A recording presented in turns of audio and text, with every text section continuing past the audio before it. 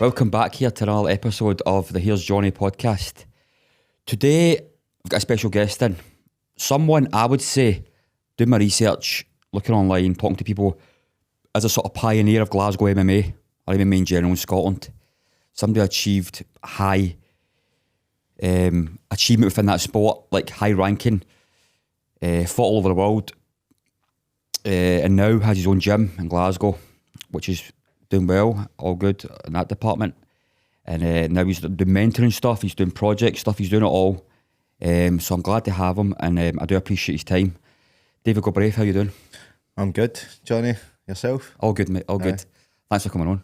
No, I appreciate it. It's first time in the studio, and obviously first time working with yourself. Obviously, we've worked together at the gym a wee bit as well. So, no, thanks for having us on. Appreciate your time, mate, as I said. Dave, you've done a few podcasts, right? So I don't want to rehash stuff, right? Absolutely. So can you just tell people, my audience, a brief who you are and what you've done so far? So, as you say, my name's David Galbraith. I am a founder and co-owner of New Life Gym with my wife Jill, and I'm former professional MMA fighter, among many other things. I've been a photographer, I've been a doorman, been a mental performance coach, but I still do parts of that. I've been an artist, I've been a landscape gardener.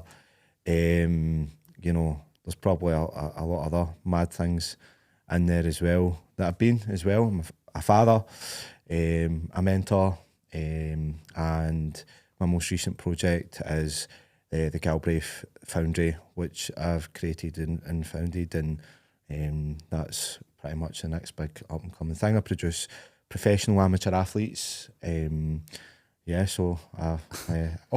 I'm currently studying counselling psychotherapy as well. Got a very keen interest in psychology.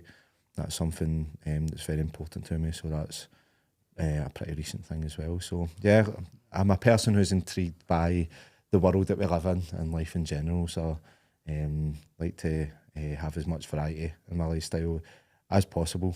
Right, can I just throw a story right quickly before I forget? So you were meant to fight right in an MMA card in Newcastle, but the next day you're flying out to Vegas to fight in a UFC trial, right? Is this true? It's a bit of a mad one. You know, so basically what happened is New Life Gym was in its infancy stages, and we just started it, and you know, I was pushing for the UFC. The UFC was coming to Glasgow at the Hydro for the first time ever. There was not any Scottish UFC fighters at that time. I'd been pushing. I tried it for a few times. I got selected to go to auditions, closed auditions and stuff like that. I auditioned for UFC in front of Dana White and Sean Shelby, and it was all the best guys, all the best teams all over the world and stuff like that, including some Scottish fighters who later made it to the UFC, and we're all fighting each other, obviously. So that particular instance, there was a lot kind of happening. You know, I was going for these things. Most of my behaviour revolved around it, and I was pushing. And I'd said to my wife Jill, you know, it was fairly recent at that time, probably been together for a wee bit, and I'd said to her, listen, I'm going to go for the UFC trials again. I could be away for 3 weeks or 3 months. You know, can you, if I'm away for 3 months, fancy looking after the gym for us? But things were like in a business at its infancy stages. I didn't have the business experience. I'd made a few mistakes, and things were, as any business at its infancy stage was fragile. She backed me right away. We're still together, and had a very successful relationship. And you know, she's like, right, cool. I'll help you with that, no problem. So she must have been like, who is this guy? Like, what's going on here? So ended up, I was like, right, a fight opportunity came up as well. So basically there was a fight in Newcastle, and I went down to Newcastle. This basically what happened. I fought the guy, I knocked him out in the first round, and then I got out the cage, uninjured thankfully, got in the bus straight up the road to Glasgow, jumped in the house, got my luggage and went on a plane to Vegas. Wow. So what was meant to be happening is I was going to go to Vegas, audition for the Ultimate Fighter, and then I was planning on going to Minnesota to meet my friends in Minnesota, and then I was going to go to New York to meet my friend in New York as well, and that was over a kind of, I think it was a 2 or 3 week process. But that's what I was saying, I could be away 3 weeks or 3 months. If I got in at Ultimate Fighter, then, you know, I would have been away in the house and stuff like that. And you're locked in a house with all these other fighters, I'm sure. What is this? That's basically kind of what the Contender Series is just now. It's kind of like what Big Brother, it's a combination between Big Brother and the UFC. You're on a house and you just need to fight each other. I'm quite glad that I never got into that particular situation. Yeah, because as things unfolded and the next, obviously that's quite a wild sequence of events. By the time I got to Vegas, it's like I was training at Vanderlei Silva's gym again as well, and I'd done the auditions and stuff like that as well, which actually went well. Everything went well in terms of what I could do there. But I didn't get into the Ultimate Fighter, and I went in with a kilt. So basically, I went into the auditions with a kilt. I rolled with a guy, and a kilt on in the octagon. It was on mat, so it was just a big room. So I went in and they asked you to roll in front of Sean Shelby. So I'm rolling with this guy with a kilt on. And, that's a first, surely. I don't think they'd seen that before. They were pretty impressed by it. And it wasn't awkward or anything like it. I could still do it. And then I rolled with the guy and I subbed him a couple of times. So I was controlling where the flow of the roll was going. And I went up to Sean Shelby and I had a fair idea of who they were picking and stuff like that I wasn't going to get selected. And I'd say to him, listen, I'm from Glasgow. I know he's come to Glasgow. I went, right, be ready. So he's giving me the nods, like, be ready. If there's any last minute pull-outs, we've got your details, we'll give you a shout. And then I, by the time I got home and stuff like that, I'd decided I was going to retire. I didn't want to fight in the UFC at that point. David, just one, right, how people understand this. See, an audition, what is an audition? You just go in and roll with that guy? Is that an audition? Is it free state? How's that work, like, for outside point of view, an audition, do you know what I mean? So, obviously, you know, I've had auditions in London. That was my second time in Vegas. I'd done one in Atlanta. I think I'd done one somewhere else. Maybe. No, so that was 4 times. So you would go to like a big venue, like a casino or something like that, or whatever they'd hired, and then they would like give you a number, and like press and all that would be there, like ESPN or whatever, like, and then they would start picking guys who they thought were interesting, so they would interview them, and then you would go in to a room, like a closed off room, they'd call your name, your number, and then they would watch you rolling about the mats, where guys would match you up and you'd just roll with them. And they would watch it. But to be honest with you, the selection process had already been done by that point. They were more interested in your record, right, rather than your abilities, because it visually it looks good. Right. When they're going like, here's a guy who's 6-0, here's a guy who's 5-0. So it doesn't matter who you've really fought. You could be 6-0 and fought, you know, a bunch of cans at that point. Right. You padded then. So records, the padding record, and that's part of the sport. You know, back then anyway, I'm not sure how viable that is just now, but back then definitely was. And you know, so a lot, and then obviously there'd be certain teams that were already kind of in and stuff like that. So I was okay with that. I was the first audition I done. I had a wee bit of bad taste in my mouth, but that was my issue because it didn't meet my expectations of what I thought it was and how they were presenting it. Right. However, I continued to go back. And I knew that was part of the process, and I'm okay with that because, you know, but you need to be in it to win it, right? Yep. So I adapted some of my style and, you know, looked at how I was presenting myself and stuff like that, and just tried to improve each time. But it's a huge honour and a privilege to be able to have these opportunities to even go and travel and get in front of, you know, people like this, and, you know, even be able to tell the story today and remember these things with some really cherished memories, and some when you are around elite level athletes who, let's face it, there's something unhinged about wanting to step in a cage and fight somebody, and that's coming from somebody who's wanted to step in a cage and fight somebody. You meet some really, really interesting characters, And, you know, when you get together, some really interesting and bizarre things happen. So it was a real privilege and really animated and quite quite big and profound, fun memories. But it was a lot of really hard and harsh lessons in the sport as well, really tough lessons. So it's the highest of highs and lowest of lows, you know. Are you there yourself? You get him away for Glasgow, or you just kind of go on yourself? Do you know what I mean? That's tough. I would say go on yourself. Yeah. Do you know what I mean? So I didn't have a team really run about me. I know team. So I did have. I've always been like the head coach.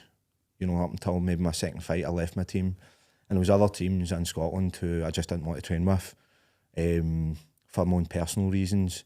So because of that, I started my own team. Right. And I've been the leader of that, the kind of top of the hierarchy, so to speak, ever since then. At one point, I was, I think it was me and one other, or possibly just me, who was only pro fighter outside of another team. So there's one team who had all the pro fighters, who a lot of guys went to, and then there was just me, who was only pro fighter outside of that team. Wow. And that was before, like, Paul Craig and all that was still amateur. Right. Your Chris Bungards and all that were just coming through. You know, Chris Bungard might have been, if there was another pro, it might have been him. Outside of that team, they kind of had a monopoly.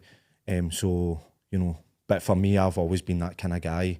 It's like, I'll go and do it myself. I'm not going to wait about for anybody, or I'm not going to be dependent on teammates or coaches or anything like that. And I'm still like that just now. Aye. Like, I'll happily go forward and lead the way. And I took a lot of stick for that. Like, when there's a group mentality, there's a lot of people saying stuff like, you can't be a full-time professional fighter, you can't go full-time, that's impossible. And I was just like, right, watch me then. Aye. And I done it. Aye.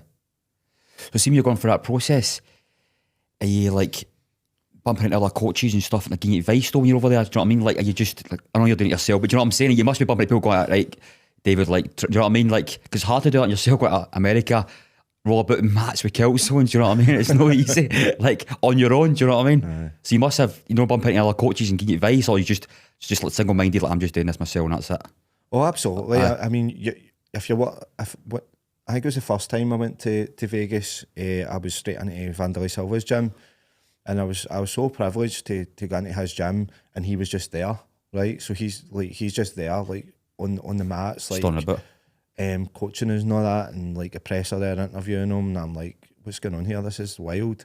And Vanderlei Silva to me is kind of like some of the younger guys growing up, like Cristiano Ronaldo, right? Aye. He was like God status to me, and he was the kind of guy I watched 17, 18, you know, growing up and stuff like that. Like, just being in the same room as some of these guys as well really rubbed off on you. Just, you know, they think big, they do big, like, big personalities. Vanderlei could hardly speak a word English, Right. and he could hardly give me any advice apart from good and fight. Do you know what I mean? The guy's called Axe Murderer. Aye. Do you know what I mean? He is, like, that's who he is. And just being around about guys like that, like Paul Daly is, I was a fanboy. I still am. He's my mate. Paul Aye. Daly. I could pick up the phone to Paul just now and getting on the mats with him. And, you know, they don't really need to say much. It's just their presence, and they've got an aura about them. Like, you just get a sense of something being about guys like that, and it rubs off on you. I watched the video on YouTube. I watched it. Aye. When was that took? That must have been about 6 years ago. That was about 6 years ago. You see, get put out of the UFC, didn't you? But when was that? You get put out about That was a while ago, wasn't it? 12 years ago, Aye, maybe. aye. Longer than that. Because he was in tipped to be the next big thing, wasn't he? So he was like he was on route to be Conor McGregor. Aye, And you know what? I don't know if it's fair to say that for Paul, because I don't want him to feel like he's underachieved, because he done it despite the UFC. Aye. So Paul, when he you could call it a failure, right? When that failure happened, he built his whole career up for a community hall again. Right. And then went and done it despite the UFC. So he went and, like, became a household name for Bellator anyway. Like, so he done it despite that. He made a mistake at the wrong time. The timing couldn't have been worse. The guys have got away with a lot more than that. Aye. But Dana White did say before that, this is not the night to mess about. The boxing commission's here.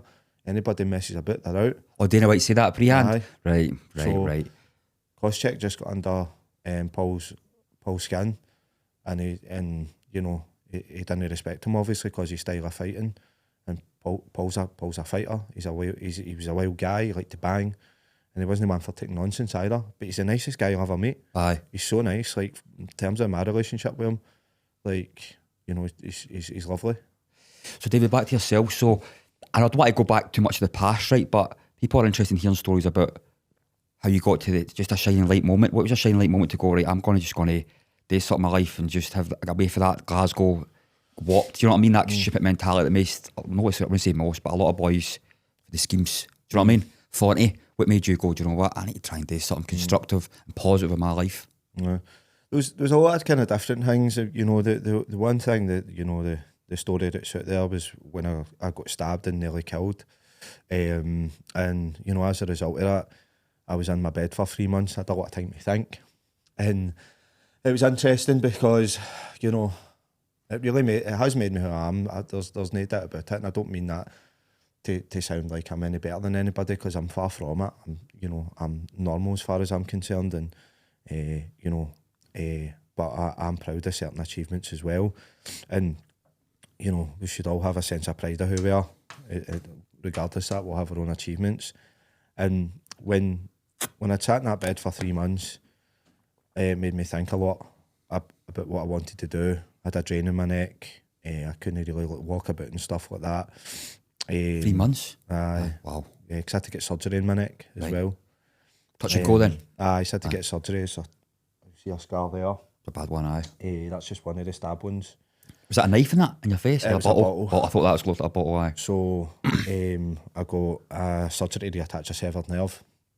And I was looking at, you know, potential paralysis, or obviously I hit the jugular, could have been dead and stuff like that as well. So, you know, I'd sat, thought about, you know, who I wanted to be associated with, you know, how I wanted to move forward in my life. And I just decided that that's not going to happen again. Aye. I'm going to be the best possible fighter I can be. I wanted to be the best fighter in the world, so I'm going to pursue that. I am going to move in circles with people who aren't going to do that to me. Aye, like-minded. I'm going to cut people out of my life, and I'm going to put everything into it no matter what, and that's what I've done. But, you know, I didn't become the best fighter in the world, but I became 57th lightweight in the world. I was, you know, top 30 in the UK, top 27, and number 1 in Scotland lightweight as well. So, and obviously that varies depending on time. Just now I'm none of that. Aye. In terms of like, you know, that's part of my story. So I put everything into it, but I made every possible sacrifice. So one thing I will say is I did give it my all. Uh-huh. And although I didn't reach my goal, which was to become the best fighter in the world, I think a wee guy for Drumchapel to get to 57th is not too bad. Aye, it's brilliant.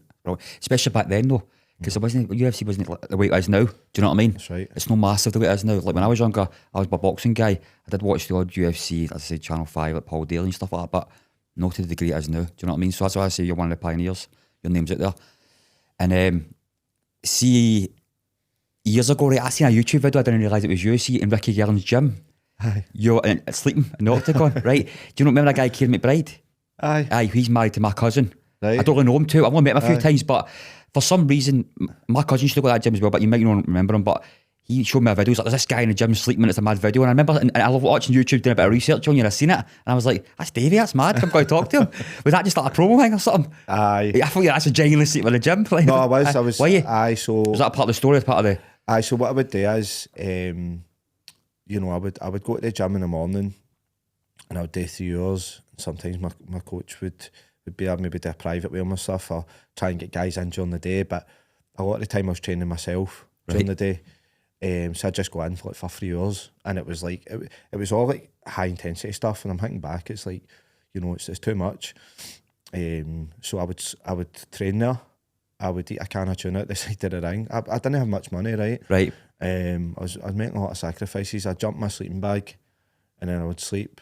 Credit to my coach at the time, he'd let me sleep in the gym and all that as well. And then I would do the classes at night so that I didn't because it was taking me like 2 hours to Back get and to forth the to gym. here. Aye. So if I went in, trained in the morning, and then I had to go back home, and then I had to come back in, it's like I'm spending most of the day on the bus. So I thought I'm going to need to sleep here. But I had a proper fire lit in us. Aye. Like I had a proper fire. Like I was pushing hard. But I'd have to like compensate for a bit that, you know, maybe I didn't have the biggest team run about me, and I had a good team like St. Kiln McBride and all that. But again, I was, you know, the most experienced fighter in that gym as well. Right. So I did have to travel down south sometimes, and those guys had massive value for me. You know, including my coach as well. But sometimes you do have to go out and just test yourself in different environments. And like I says, the Scottish scene at that time wasn't really my cup of tea. So I went down and trained at Wilson with like Michael Bisbin and all that. And I went down to Rough House, and that was like at the time, that was like Paul Daly, Ross Pearson, Dan Hardy, Kurt Warburton, like household names. Jimmy Wallhead. You know, that was the Rough House situation. Where was that, David Rough House? Is that Nottingham way? Nottingham, aye. Aye, because I know Dan Hardy's for Nottingham, aye. But you were in Liverpool as well, weren't you? You Carbon as well? Aye. I was there, so that's like the home of like Darren Till, Paul Sass, Terry Eaton, Andy Ogle, Paul Kelly went there as well. You know, among other names, guys who never actually got into the UFC who are equally as good, right, in my opinion.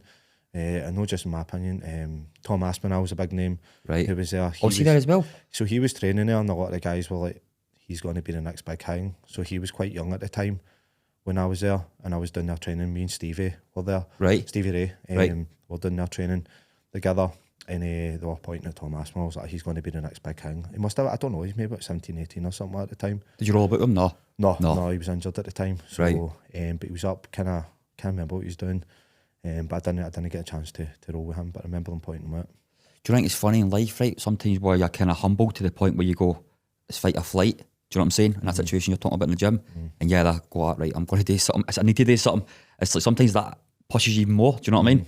Sometimes people are comfortable. They're like, I don't really need to do this. Yeah. If you're sitting in the gym and tune next day, I don't know what to go on. Do you know what I mean? Yeah. So that probably pushes you a bit more, I'd say. Eh? It's that kind of mentality. It's like, I'm in here. It's like, do you know what I mean?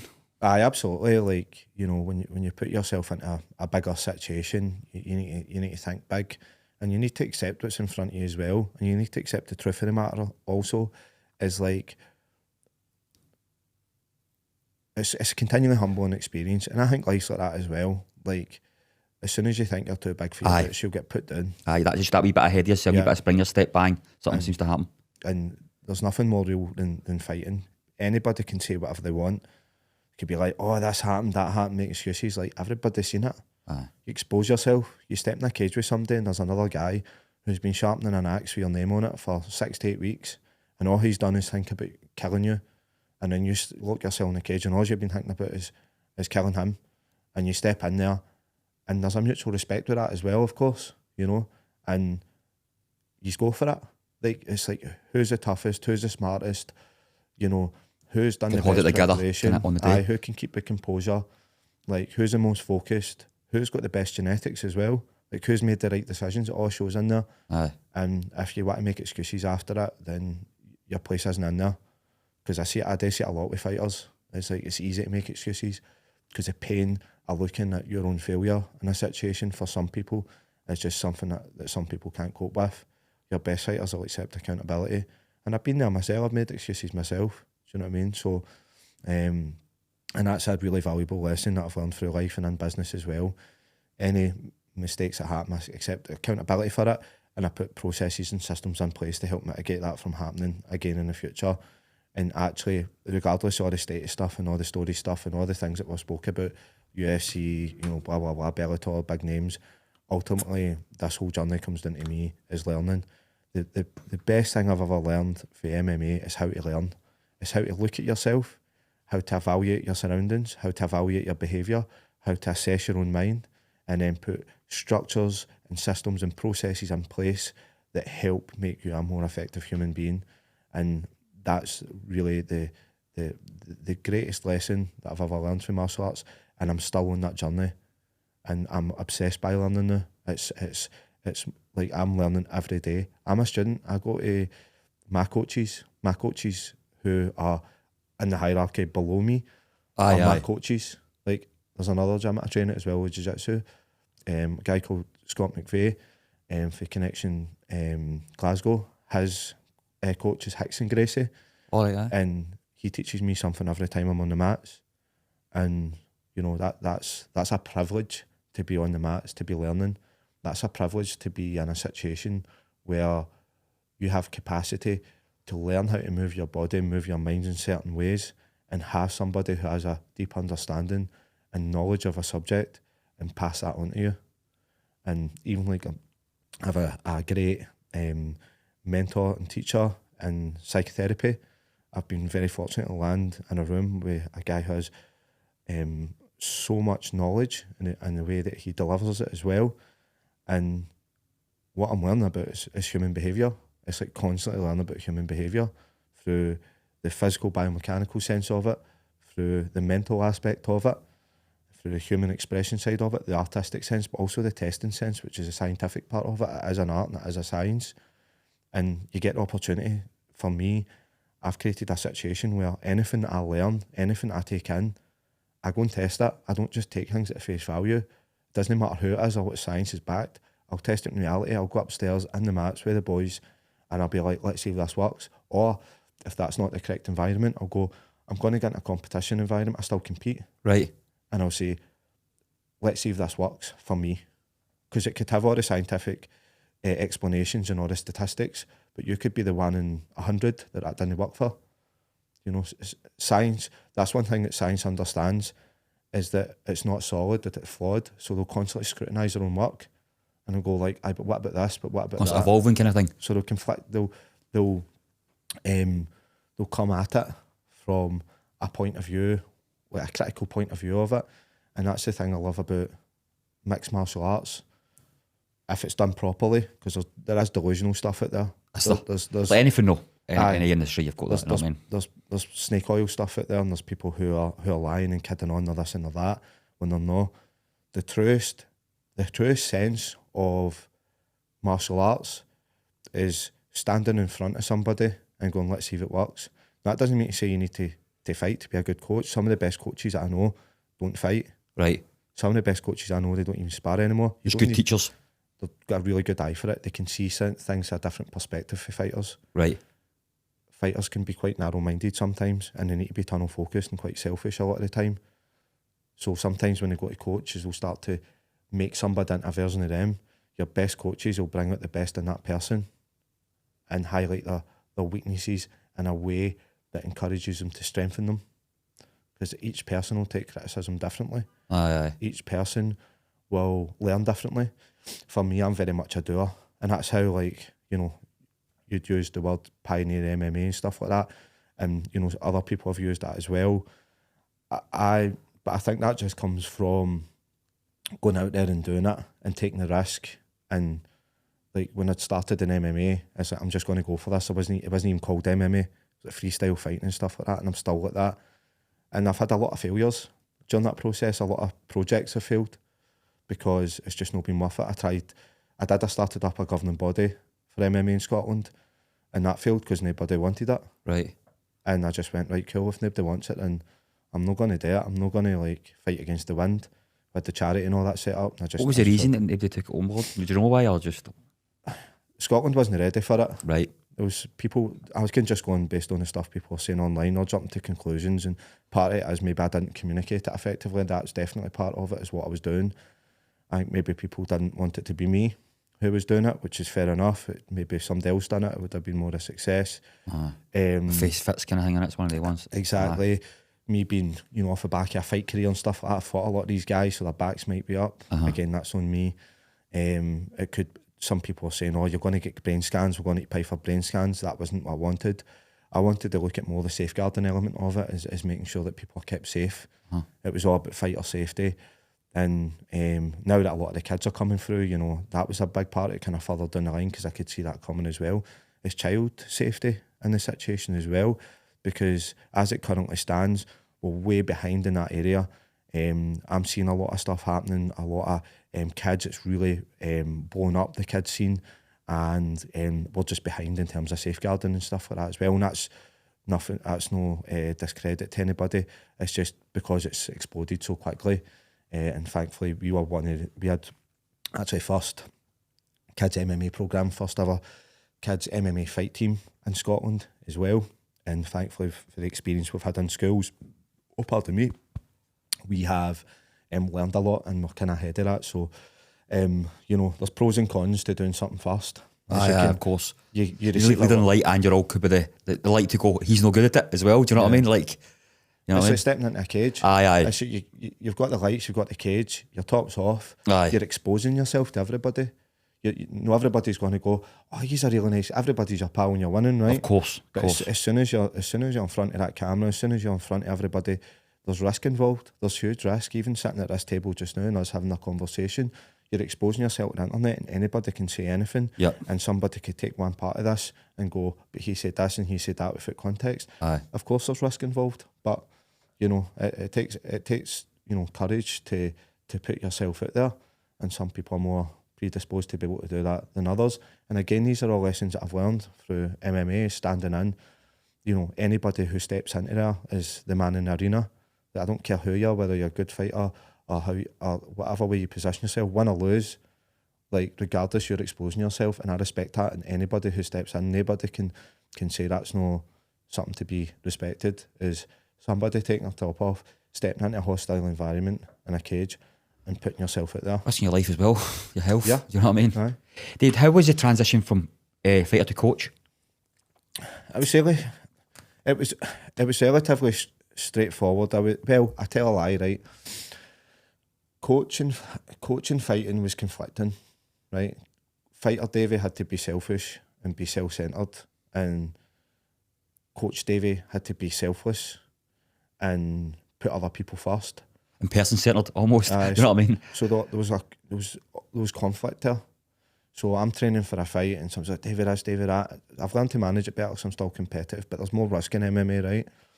So it was difficult, but the thing is, I was always kind of fighting a coach for my pro career. So three pro fights in, had 17 pro MMA fights. The rest of my career, I was a fighter and a coach, because I had to create my own gym. Right. I had to create my own club. I had to create my own environment. Or income as well, obviously. Aye, you know what I mean? And I had to generate income. Aye. So I had to be able to switch. So I was able to do that to a point, but I do believe there did come a point where in order for me to be the best possible coach, I had to put Fighter David to the side and just go like, just leave that now, mate. Aye. Or I had to put the gym and coaching to the side, and I had to go for this thing. And like I say, when I went to Vegas that day and I decided I was going to retire, I knew I had to dedicate myself, and I'm proud of that decision, because it wasn't easy. Because shortly after that, one of the guys I fought, Rob Whiteford, he got into the UFC Glasgow card, and he deserved it. That was he was the first ever Scottish. Actually, I think he got in UFC before the Hydro. No, Was he? It wasn't. It was a Hydro. He's the first ever Scottish guy to go in the UFC kind of thing. So everybody was aiming for that, and we'd been in the same room for the Ultimate Fighter trials. Like I say, I fought Rab and all that, and we were all pushing for that. And just as I retired, he'd stepped up and he'd went in, but he was definitely entitled to that, and he'd earned it because he'd beat me as well. So, Was that a close fight, by the way? Just to give it on? No. Well, the first round, I'd landed a few heat kicks. I felt like I was winning the first round personally. Rab knocked me out in the second, right? And it was a knockout. It was it? one of the worst, one of my worst knockouts. Probably one of the best knockouts, if you want to put it like that. It was an absolute cracker. And for that, Rab deserved it. He's got strong hands. He's been well known for it. Powerful guy, strong guy, and he deserved it. And that's the thing. You can't hide for that. It's like you get into a cage with somebody and they beat you, and they go and reap the rewards for it. Like, aye. You can make all the excuses under the sun, but he's done something better than me during those processes, and I've made mistakes that he's not made. That's your journey, that's his journey. Aye. Do you know what I mean? That's the way I look at things. Exactly. You know what I mean? So see when you're going through that process and fighting and then got back to coaching and stuff like that, right? How's that transitioning to like, is this any of this stuff affecting your personal life? Because imagine being a fighter, right? You're like, do you know what I mean? A bit intense to stay with, like with Jill. Is that it's affecting that? Just through this process, is this your family life? Are you one of the guys you just don't talk to Davey? He's home, like he's in camp. Do you know what I mean? Is he that? Are you that guy? Aye. You probably need to get Jill on. She'd get a better explanation. I've always wondered because I've never spoke to a fighter in depth this way to see what it's like as because we only see certain bits. Do you know what I mean? Just what's like outside when you're in your personal life. Fighter Davey's different to Davey the family man, right? But when I'm in a certain mode, and like I say, the boogeyman's sharpening an axe with my name on it. Yep. Like I'm living with that in my head. Kill or be killed mentality. And I'm going to be focused on that. So, and plus I'm eating, I'm dieting, I'm eating like vegetables, clean meat, stuff like that. I'm might have a sugar-free can of Monster. Aye. But I'm completely focused. And I'm fortunate enough with my wife is that she understands that. She's one of the head coaches at my gym. She understands the fight lifestyle. She's surrounded by it. She's submerged in it. You know, I've won the lottery meeting my wife because I do feel that although some of my past relationships have been relationships with people whilst being on that journey, although things probably weren't going to work out anyway, it leaned a lot of pressure on it. Do you know what I mean? It's like you're at the gym all night, they're out doing a 9 to 5 job, you're coming in, you're knackered, it's like you're eating egg whites or whatever. There's hardly a quality relationship there. I was going to say that. Aye. And, you know, and this is one of the things that I sat down and said with Jill. I was like, listen, going with an MMA fighter's kind of like you get a puppy. The novelty wears off quick when the puppy starts chewing the furniture, starts barking. Starts barking, starts staying in the toilet, wanting up in the middle of the night. It's like the novelty wears off quick. Like, you know, people think it's a certain thing based on what they see. And, you know, a relationship there can be appeal because of somebody's status or perceived status or, you know, or what their lifestyle's like, and that can be your initial attraction. But behind that, there's just a lot of sacrifice, and the person you're with absorbs that sacrifice, and even things with the business and stuff like that as well. Like, Jill's taking responsibility for other areas of the business. When I'm competing, when I'm fighting, like I say, I'm still an active competitor. Or where I'm going in other endeavours that are kind of like that, because there is a part of my character that still, you know, thrill seeks, that still looks for, you know, what's new and exciting. I still look for, you know, these projects, hence why I say I've done a lot of different things, because I want to test myself, I want to challenge myself. And, you know, I'm fortunate enough to have somebody who understands that and absorbs quite a lot of the hardships and sacrifice that come along with it. And you know, part of that's financial as well. Of course, so if I was channeling all that money or that energy into make money, I'd be a millionaire. Aye. Genuinely, I would. Like, I know how to make money. I know how to make money. Like, I'm fortunate enough that I've got a situation in my life where I get paid decent money to do what I do, and I live a modest lifestyle. Do you know what I mean? I drive a 2016 car. I live in a 2-bedroom flat. You're materialistic. You're not materialistic. I'm not a materialistic person. I believe, you know, in valuable relationships.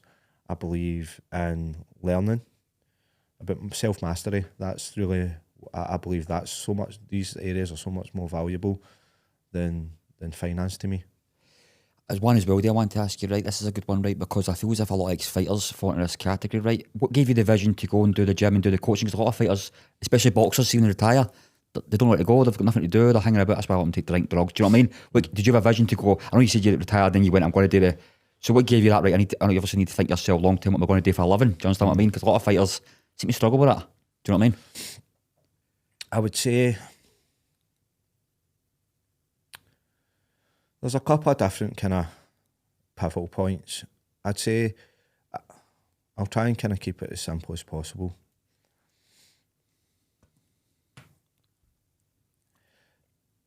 For me, I had a vision beyond my fight career. However, I'm very fortunate in my life where martial arts became like an intervention in my life as a child. And my coaches kind Kate and Craig Foster, my child kickboxing coaches, had such a positive impact on me that I wanted to do for others what they done for me. And that's why it's called New Life Gym. Pass on the good, positive sort of stuff. And, you know, with that is I wanted to do it as big and as best I possibly could, and in the way that I've understood. And that's still growing. So for me, it genuinely came from is wanting to have a positive impact on others, not who have just been in similar positions to me, but understand what hardship feels like, right? Understand, you know, what trauma feels like. Understand what it's like not to have much. Understand what it's like to feel unsafe. Understand what it's like to feel vulnerable. And when you understand that, for me, I'm very empathetic towards these points. But learning how to fight, learning how to build a business, learning how to have a certain level of decision-making skills, learning that through taking action and taking certain steps, you can become a version of whatever it is you want to become. And I have created an environment where that's reality. And I want to give people their own version or help them achieve their own version of what I've experienced and facilitate that for them. Because you see so many other areas where people can facilitate bad things. People can facilitate toxicity. People can facilitate abuse. People can, you know, facilitate neglect. People can facilitate an enriched environment. People can facilitate confidence. People can facilitate education. People can facilitate health, fitness, well-being. There's this study, it's a famous study they done with the rats, right? So it's a really famous one. They got a group of rats and they got one rat who they're social creatures and they want to be among other rats, much like us as humans, we're social creatures. They put one rat, isolated it, and they made Disneyland for rats, what they perceived to be Disneyland. It wasn't really right, but it was much better than what the isolated rat had. So they gave they've done this over and over and over again. They give one of the rats access to cocaine, another rat's access to cocaine, and the rat who was isolated and, you know, I'd call it a version of neglect, it is, would take the cocaine. The ones who were in an enriched environment didn't touch it. Now, they went a step further with this, and the evil scientists cut them open and took their brains out and all this kind of stuff, right? Science is actually quite barbaric in a lot of ways. When they're really some of the stuff's heavy, especially the neurological plasticity stuff, that really kind of butchery. Right. But they actually found that the brain structure and the neglected rat was far less developed than the rats who were enriched. So, and that's out down to even things like the amount of cells in the rat's brain, so the neurological cells. Well, less than the one that was isolated? Yep, much less. So makes sense though, because we need social connection to evolve as anything. If you're sitting in a room all day, you're not going to really evolve, are you? Do you know what I mean? Absolutely. And in the martial arts sense, is you're connected with people. Yep. Like in a physical level. That can be abused as well, right? Like, of course it can. Like, if there are people running it, aye. So, you know, if you're in an enriched environment, that's going to enhance your cognition. You're going to be better at making decisions. You're going to be better at regulating your emotions. You're just going to become a much better version of yourself, and you see it from people who walk in through the door. As they go through a journey, if it's a healthy journey, they start to become a better version of themselves. So that's really at the core of it. What I want to do is I want what we do to have a positive impact on our world, which is our community. I'm not saying go worldwide, that's not what I'm saying. Our world, which is our community. I've been blessed to have experienced Maryhill. When we moved gym, we moved house, and that community has been great to us. It is an impoverished area. Yep. There's a lot of problems in Maryhill, but the sense of community is like none other. I've lived all over Glasgow, And, you know, I love Glasgow, and I want to have a positive impact with what we do. And David, that's a brilliant segue into what you're actually doing now, the new project, the one you're putting on Instagram. Do you want to talk about that a bit, if that's all right? So the Galbra Foundry is something that we've been working on, moulding on for many years now. The work we do in schools, the work we do in community groups, the work we do in New Life, the work that I've been doing in terms of researching psychology. Psychology is a very broad range. There's loads of different areas of it. It could be sports psychology, psychotherapy, cognitive behavioural psychology, CBT, therapy. There's loads of different areas. There's behavioural stuff. There's like, you know, your personal development stuff. So basically, I've brought all this together, and it is all about being forged. It's about reforging yourself in the fire of martial arts. And at the other side of that is coming out a better version of yourself. So part of that is safe, controlled hardship. So that could be cold water. That could be grappling on the mats. The guys, it's hard. Yeah, it could be exercise. It could be sparring. It could be punching through wood. You know, it could be through challenge. But doing it all in a way that's it's safe and everybody's consenting. And throughout that journey, we coach the young guys we're working with, and you know that will go even further out with that age range. And we'll be working, because like I say, we work in schools, we work with other adults. So you're working directly with schools? Yeah, I'm in schools. Brilliant. We're that's in good. schools. That's good. That's the core. I think schools are really needed. You know what I mean? That's where the kids are. Do you know what I mean? And a lot of people we work with are actually have care experience, so it might be that mum and dad's not around for whatever reason. That's quite a common theme. So it might be they've missed out parts of their development, you know, tying shoelaces or Just the basic stuff. Just really basic stuff that could really impact them in terms of how they travel through life. Martial arts can be part of that. It can be camping. It can be, like I say, cold water exposure, all these things. It's about enriching people's lives, mentors that are needed. There's so many mentors out there that people don't get access to. And one of the reasons why I've done this as well is I spent thousands and thousands of pounds on research, doing different courses on different things, and you know, I'm privileged to be able to do that. However, I don't see why it's fair that, you know, a wee guy for Yoker or Drumchapel can't get access to this, but yet, you know, people who have the financial resources can. I was like, that's no fair to me, so I'll just give them it. So with this chunk of the Galbra Foundry, I've worked with young men between the ages of 16 to 23. If you listen to my other podcast, I was on Development by David. Sorry, I'm bringing up another podcast. That's all right. I talk about that chapter in my story. That's between the ages of 16 and 23.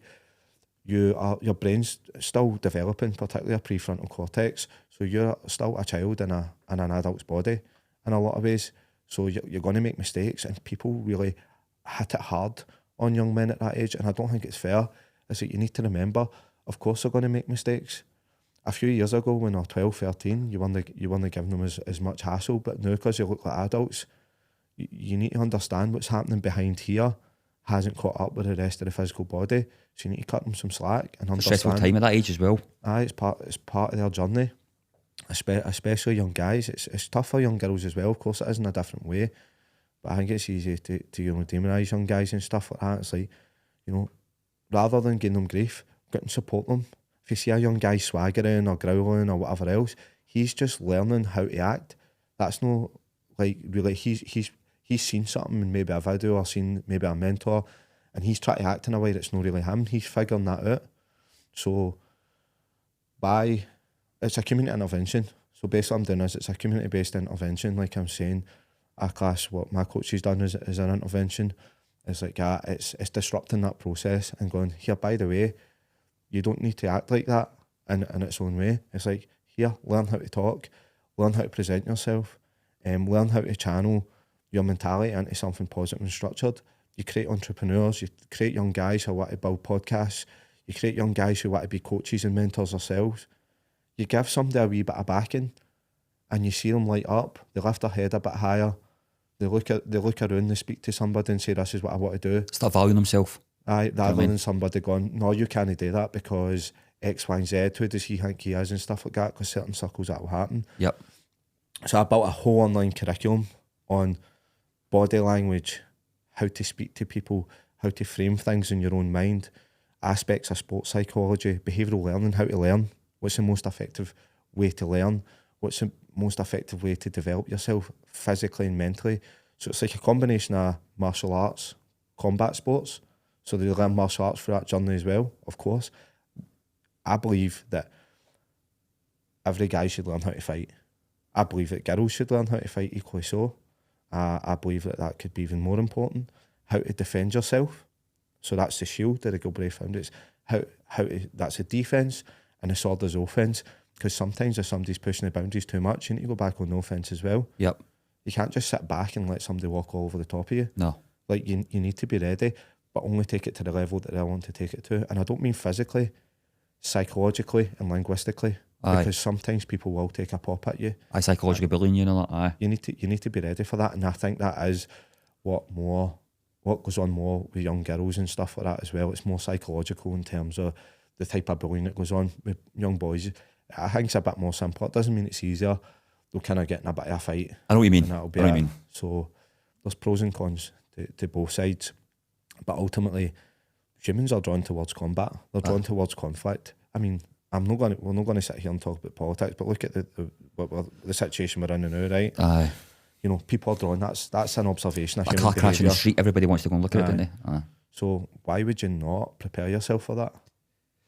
Dave, another one as well, right? Especially nowadays, like, you know yourself, like we're the generation when they brought up with phones, right? So we're lucky enough, but nowadays kids are bombarded with misinformation, this influencer, that guy. Guys that usually are needed because there's too many guys just talking, spouting for nonsense that don't, do you know what I mean? And you're looking at that as if on a young kid going, oh, I need to have a big fancy motor by a certain age, or I'm a failure and my life's over. It's like mentality's mental, do you know what I mean though? And you need to do this, you need to do that, but whereas guys like yourself are needed, man, more than ever, I'd say, genuinely. Well, that was one of the things that inspired me that I noticed with technology and social media and stuff like that. I believe there's a new dynamic to it that we never experienced, which I think could be even more harmful in its own way. Guys like Andrew Tate's an absolute tool. Do you know what I mean? He is, like, if ever sees this, you're a tool. I'm sure he won't. Right? You might never know. I just think like that's so toxic, such a toxic message. All this about money and this is what you do with women and this is what you need to be a guy. Like, messages like that are toxic. Aye. So especially a fragile mind though. Absolutely. So like guys that mean you can go, right, okay mate, whatever, but 16, you say 17, that's you know what I mean? Yeah. You're like a sponge. Aye. And you're already trying to like enact things out. Like for us it might have been a movie or a rap video or something like that. There was an element of control over that. But there's just this continual bombardment, and as soon as you click on something, they say things that sound good. Oh, there's a big strong guy with loads of money. Aye. And who could be attractive towards females. Like a young guy would like money. He would like to be big and strong. He would like to have money in a big car. Like that's how they're seeing it. It's like, I want to be like that guy. Aye. Who wouldn't at that age? Of course. That was some of the motivation for me getting into MMA. You know what I mean? Like, initially it's like all superficial stuff, but as you go through life as well, you realise that that's not important at all. No. Like, it's no. And most people you meet like that are actually insufferable, to be honest with you. Like, you know what I mean? That's the reality. You want to be these people and you actually get around about them, sometimes you're like, oh, I don't want to be. Do you know what I mean? Yeah. When you're younger, you're obsessed with getting in certain circles, you're like that. And you're there. Once you're there, it's like, I'll just go back away. Do you know what I mean? Speak to people that are just humble people. Do you know what I mean? Absolutely. So I do. I'll put your links on my description. Is that all right? My YouTube channel underneath the video. We'll do that, right? How long's that, Paul? 5 minutes left. Dave, is there anything else? I know you kind of said that at the end there, but I always like to say a positive thing at the end because there's a lot of negativity in this online world. Do you know what I mean? Again, a young guy's lost. He comes to you. What do you give him? What tools? I know you said you've got the tools, but do you know what I mean? Just a lot of people ask me a lot of events I've done, like, if you could go back in time to young Davey and you could say something to him, I would say don't worry, everything will work itself out. You're going to be okay. And I think knowing that everything will be okay gives you a lot of peace. And you will work things out. But cut out the negativity. I mean, you need to be you need to be extremely dedicated to that, because it will find its way back in. So hush with yourself. It'll keep creeping back in, and that's down to who you associate yourself with and where you're at as well, positionally. Because if you're in a place where toxicity thrives, if you're in a place where toxicity is in abundance, people are bringing you down, it's all this aesthetic stuff, it's all this status-driven stuff, it's going to be hard to cut away from that. But the other side of it is a lot of self-peace, a lot of self-mastery, and a lot of purpose. And that's the area where the magic happens. You can really enrich your life. But it's hard. It's not easy. And you will be criticised for doing it. But please trust me, what exists there is much, much worse. It might be easy. It might be the path of least resistance, but it leads to misery and leads to a place that you might never return. Train yourself physically. Learn how to fight. Study psychology. Trust me in that one. That's a big one. Just start anywhere. And once you begin to learn about yourself and take responsibility and navigate yourself through this world, through this life, in a way that is suited towards you. Because psychology, self-mastery, martial arts is applicable in any environment. And that's the one, a few bits of advice I would give any young guy.